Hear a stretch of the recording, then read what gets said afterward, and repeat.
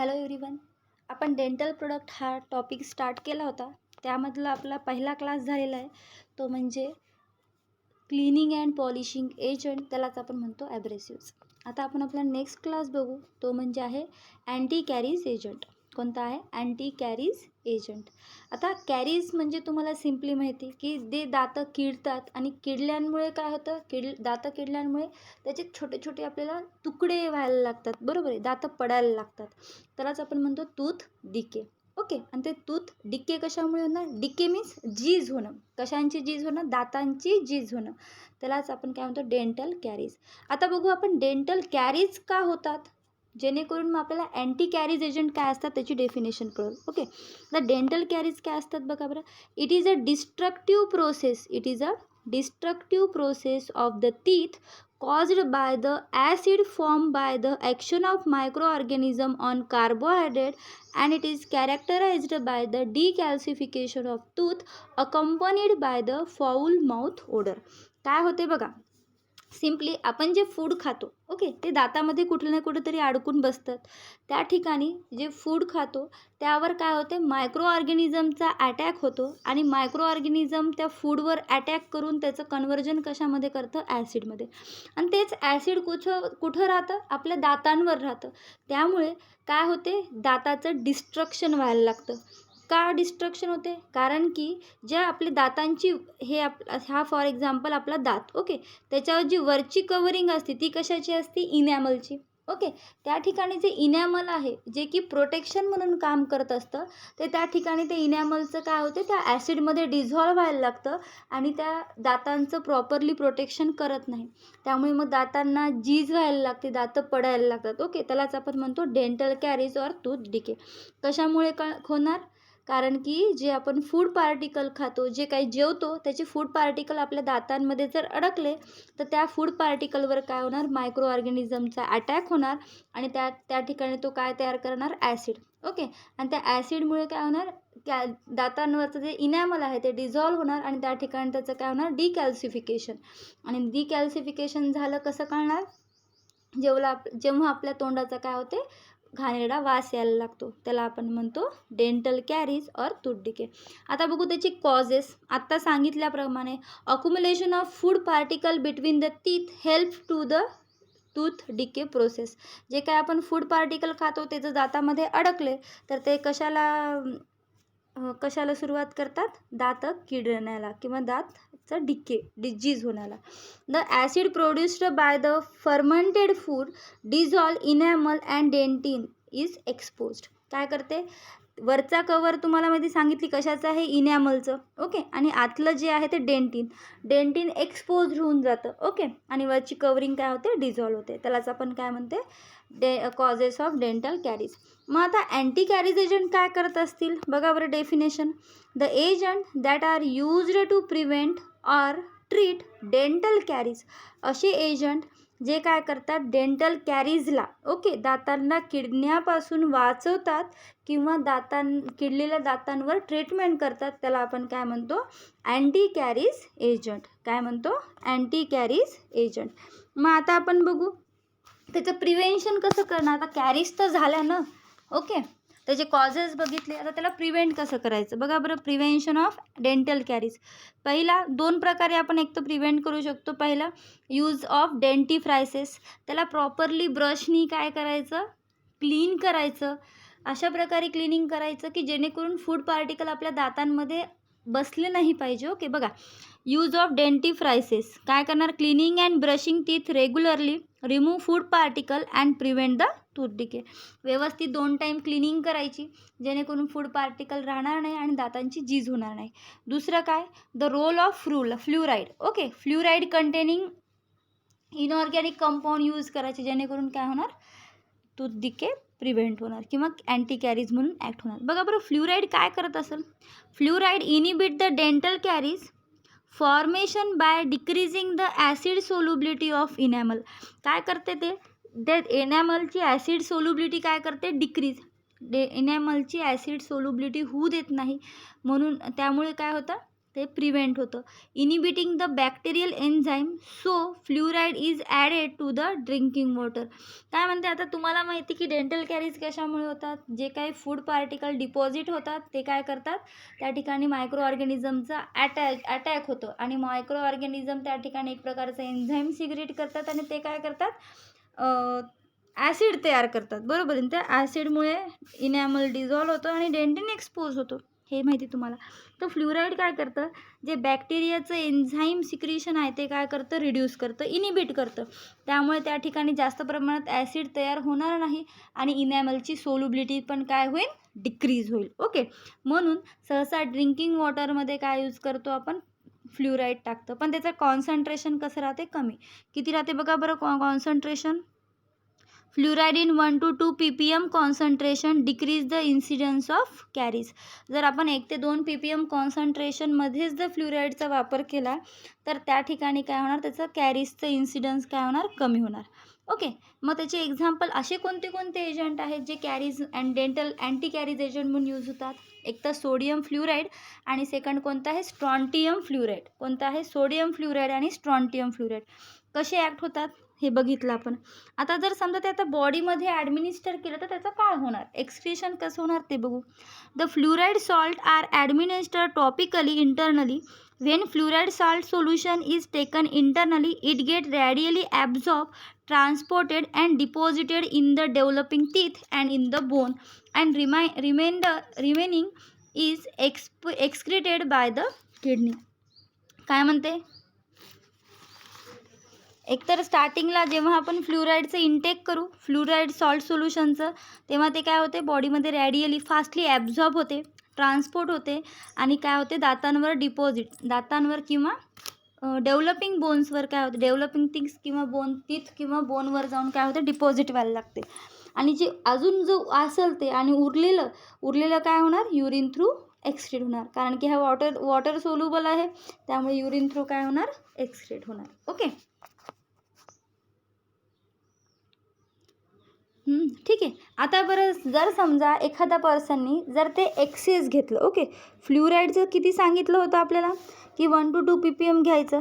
जर त्याने जास्त घेतलं, ओके, इन्क्रीज जास्त कॉन्सन्ट्रेशनचं घेतलं तर त्या पर्सनला काय होते, डेंटल फ्ल्युरोसिस. काय होते, डेंटल फ्ल्युरोसिस होते. काय होते, डेंटल फ्ल्युरोसिस. मग आता बघू बरं, डेंटल फ्ल्युरोसिस तुम्हाला माहिती,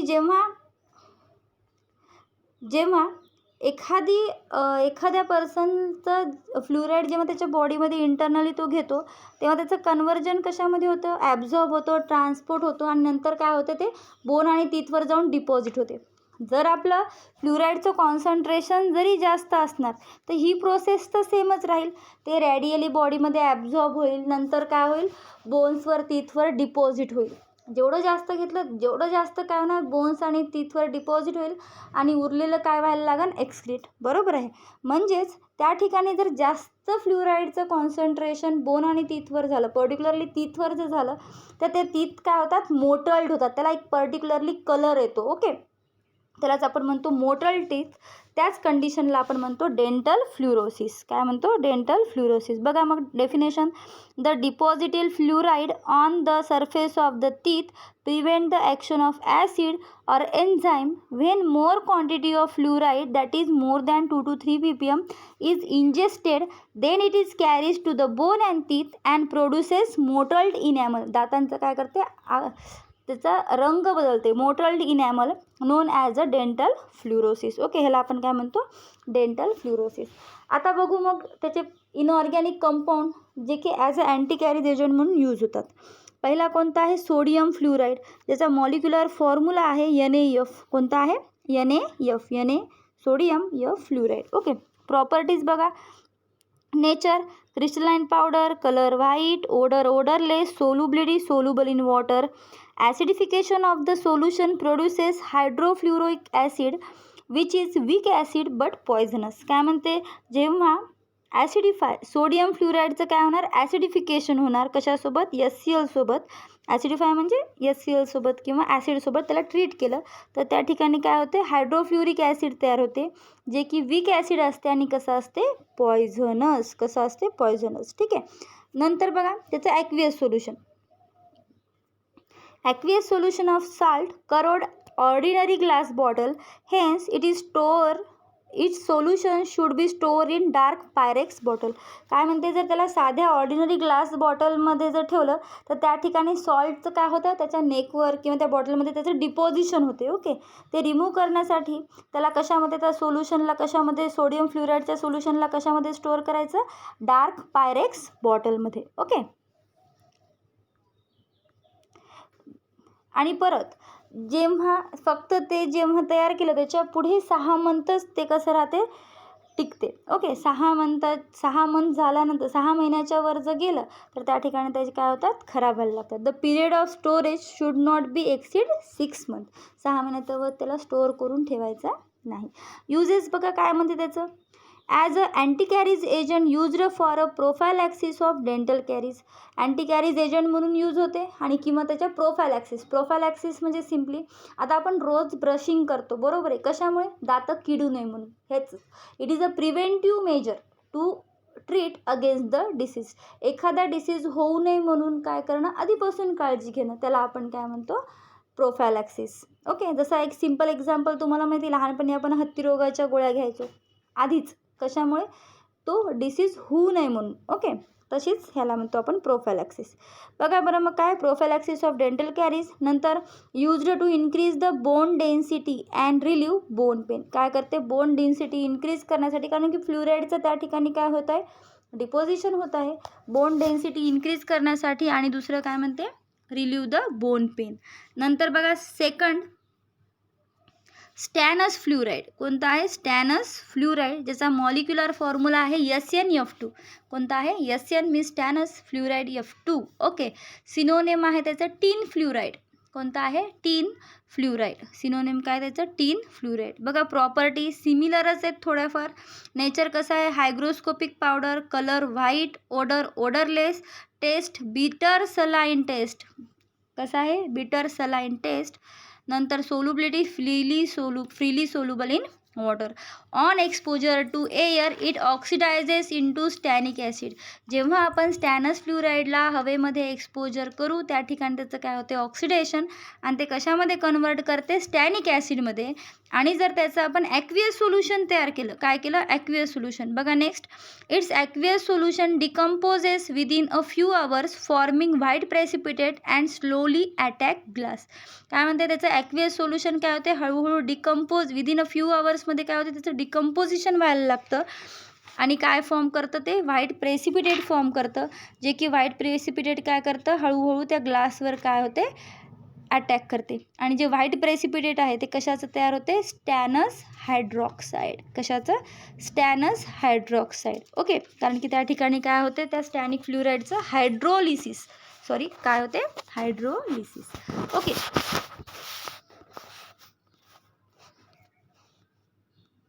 म्हणून बघा हेन्स इट, आता ते काय करते, ऑक्सिडाइजही होते. ओके, आणि त्याचं काय होतं सांगितलं की व्हाईट प्रेसिपिटेट तयार करते जास्त वेळ स्टँडिंग करून ठेवलं तर. ओके, ॲक्वियस सोल्युशनला. म्हणून बघा hence its stock solution can not be prepare and fresh solution of stannous fluoride must be prepare at the time of application. म्हणून त्याला जास्तचं स्टॉक सोल्युशन जास्त वेळ प्रिपेअर करून ठेवायचं नाही, जेव्हा लागेल तेव्हा फ्रेशली प्रिपेअर करून यूज करायचं. ओके, युजेस बघा त्याचं, as a anti caries agent, and दुसरं तेच similarly prophylaxis of dental caries. Okay, आता आपण चौथा क्लास बघू आपला, तिसरा. कोणता आहे, डिसेन्सिटायझर. कोणता आहे, डिसेन्सिटायझर. सगळ्यांना माहिती, सगळ्यांनी डेली रोज ॲडव्हर्टाईज बघतच असतात डिसेन्सिटायझरची. ओके, तरी एकदा बघू आपण काय म्हणते. तीच आपल्याला सगळ्यांना माहिती, दात हे कशाची जास्त सेन्सिटिव्ह, आपण जास्त गरम पदार्थ किंवा थंड पदार्थ खाल्लं तर दातांना लगेच काय होते, मुंग्या आल्यासारख्या होतात. ओके, त्यालाच आपण म्हणतो सेन्सिटिव्हिटी ऑफ टीथ. काय म्हणतो, दातांची सेन्सिटिव्हिटी. मग डिसेन्सिटायझर, डी म्हणजे काय, रिमूव्ह करणे. काय रिमूव्ह करणं, सेन्सिटिव्हिटी. डी म्हणजे डिक्रीज करणं किंवा कमी करणं. काय, सेन्सिटिव्हिटी, दातांची कमी काय करणं, दातांची सेन्सिटिव्हिटी काय करणं, डिक्रीज करणं. मग agent that reduce sensitivity of teeth to heat and cold are called as desensitizer. काय म्हणते, हीट आणि कोल्डच्या अगेन्स्ट दातांची सेन्सिटिव्हिटी काय करतं, हायपर सेन्सिटिव्हिटी काय करतं, रिड्यूस करतं. त्याला आपण म्हणतो डिसेन्सिटायझर. त्याचे एक्झाम्पल्स आहेत strontium chloride and zinc chloride. कोणता आहे, strontium chloride and zinc chloride. त्याच्यामधलं पहिला बघू स्ट्रॉन्टियम क्लोराईड. कोणता आहे, स्ट्रॉन्टियम क्लोराईड. आता स्ट्रॉन्टियम क्लोराईडचा बघा मॉलिक्युलर फॉर्म्युला काय आहे, SrCl2 × 6H2O. कोणता आहे, SrCl2 × 6H2O. Physical property, nature, granules फॉर्ममध्ये असतात, कलर व्हाईट, ओडरलेस आणि सोल्युबिलिटी कशामध्ये असते, soluble in water and alcohol. काय बघा मला सांगा, स्ट्रॉन्टियम क्लोराईडचा मॉलिक्युलर फॉर्म्युला काय मग, SrCl2 6H2O. ओके, बघा त्याच्या chemical property, with dilute sulphuric acid it gives white precipitate of strontium sulphate. काय म्हणते, जेव्हा त्याला आपण डायल्यूट सल्फ्युरिक ॲसिड हे बघा रिॲक्शन आहे, स्ट्रॉन्टियम क्लोराईड आणि त्याला कशासोबत रिॲक्ट केलं, H2SO4, तर काय तयार होते, स्ट्रॉन्टियम सल्फेट अँड 2HCl. म्हणजेच काय देते, ह्या स्ट्रॉन्टियम सल्फेटची काय तयार होते, PPT. काय तयार होते, PPT. ओके, युजेस बघा, ह्याचा युजेस काय असणार मग, ॲज अ डिसेन्सिटायझर. दुसरा ड्रग बघा, zinc chloride. Molecular formula simple आहे, ZnCl2. काय आहे, ZnCl2. प्रॉपर्टीजमध्ये बघा, nature deliquescent crystalline powder, colour white, odourless, solubility soluble in water. वॉटरमध्ये कसं आहे ते soluble. Solution of zinc chloride should be filter through the asbestos or a sintered glass filter as they dissolve paper and cotton wool. काय म्हणते, जर zinc क्लोराईडला जर आपल्याला dissolve करायचं असेल, फिल्टर करायचं असेल, तर ते फिल्टर कशा थ्रू करायचं लागते, एक तर ॲस्बेस्टॉस किंवा सिंटर्ड ग्लास फिल्टर. ओके, म्हणजे असं छोटीशी ग्लास असतं, जेव्हा आपलं कॉलेज सुरू होईल तेव्हा मी तुम्हाला दाखवून दिलं, आपल्याकडे आहे ते सिंटर ग्लास फिल्टर, आणि त्याला मायक्रोपोर असतात, छोटे छोटे छिद्र असतात. त्याचा उपयोग कशासाठी करतो आपण, फिल्ट्रेशनसाठी. ओके, त्याचा यूज करतात. का बरं, कारण की जर आपण फिल्टर पेपर घेतलं आपलं साधं किंवा कॉटन वूल घेतलं, तर ते त्यामध्ये काय करतं, स्वतःला डिझॉल्व करतं.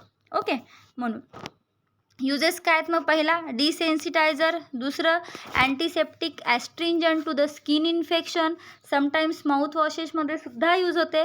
आणि नंतर कोणता आहे, in ulcer and fistulas. Ulcer म्हणजे जखमा, यातून काय होते, रक्त निघायला लागतं.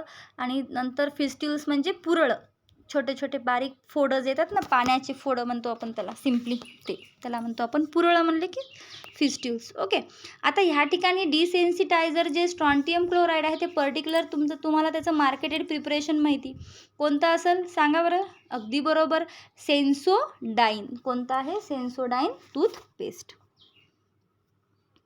अँड लास्ट चौथा जे की आहे डेंटिफ्रायसेस. कोणता आहे, डेंटिफ्रायसेस. आता डेंटिफ्रायसेस तुम्हाला माहिती, these are the preparations used to clean the accessible tooth surface to prevent the dental caries. Dentifrices म्हणजे असे प्रिपरेशन जे कशासाठी यूज करतो आपण, दात ब्रशसोबत अप्लाय करतो आणि ते की दातांचा असेसिबल एरिया, ओके, सगळा भाग जो आहे सरफेस एरिया, त्याला क्लीन करण्यासाठी आणि त्याची डेंटल कॅरीज प्रिव्हेंट करण्यासाठी. मग त्या डेंटिफ्रायसेसमध्ये काय काय असतं, एकतर टूथपेस्ट किंवा टूथ पावडर, हे तर त्याचे एक्झाम्पल झाले डेंटिफ्रायसेस. मग त्यामध्ये मेनली काय असते, आता सगळ्यांना माहिती लवंग बिवंग ते तर आहेच, पण मेनली काय असतात, एकतर त्यामध्ये क्लिनिंग अँड पॉलिशिंग एजंट, त्याचबरोबर अँटी कॅरीज एजंटसुद्धा असतात. नंतर काही ह्याच्यामध्ये वेगवेगळे डिसेन्सिटायझिंग एजंटसुद्धा असतात, फ्लेवरिंग एजंटसुद्धा असतात आणि स्वीटनिंग एजंट. पण स्वीटनिंग एजंट कसे असतात, नॉन कार्बोहायड्रेट. ओके, त्याच्यामध्ये कार्बोहायड्रेट प्रेझेंट नसते, शुगर नसते, म्हणून नॉन कार्बोहायड्रेट स्वीटनिंग एजंटसुद्धा प्रेझेंट असतात. ओके, ह्याला आपण म्हणतो डेंटिफ्रायसेस. आणि इथं आपला डेंटल प्रोडक्ट हा चॅप्टर एंड झाला. ओके, सगळ्यांनी त्याचा मॉलिक्युलर फॉर्म्युला, युजेस, त्याचे सिनोनेम आणि त्याचे क्लासिफिकेशन पाठ करून ठेवा. डेफिनेशन व्यवस्थित पाठ करा. काही डाऊट असेल तर विचारा. ओके, आपण आता बघू आपला next topic in the next day. Okay, bye.